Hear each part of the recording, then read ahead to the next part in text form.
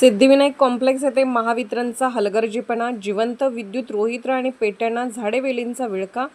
जुळे सोलापुरातील सिद्धिविनायक कॉम्प्लेक्स कोणार्क नगर परिसरात महावितरणच्या गंभीर दुर्लक्षाचा प्रकार समोर आला आहे.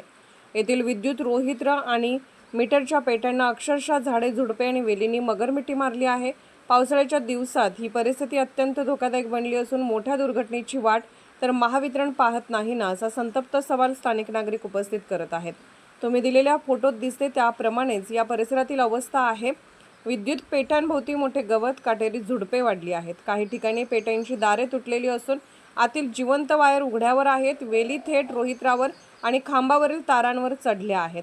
पावसाचे पाणी पडल्यास शॉर्ट सर्किट करंट उतरण्याचा मोठा धोका आहे. या मार्गावरून लहान मुले, ज्येष्ठ नागरिक, महिलांची रोज वर्दळ असते. कोणाला कल्पना नसताना चुकून हात लागल्यास जीवावर बेतू शकते. गेल्या अनेक दिवसांपासून या झाडांची छाटणी झालेली नाही. नागरिकांची मागणी, तात्काळ विद्युत रोहित्र आणि पेट्यांभोवतीच्या झाडे झुडपांची साफसफाई करावी. उघड्या असलेल्या पेट्यांना कुलूप लावून सुरक्षित करावे. पावसाळ्यापूर्वी करण्यात येणारी देखभाल दुरुस्तीची कामे प्रत्यक्षात करावीत. महावितरणने वेळीच लक्ष न दिल्यास होणाऱ्या कोणत्याही जीवितहानीस महावितरणच जबाबदार राहील, असा इशारा सिद्धिविनायक कॉम्प्लेक्समधील रहिवाशांनी दिला आहे.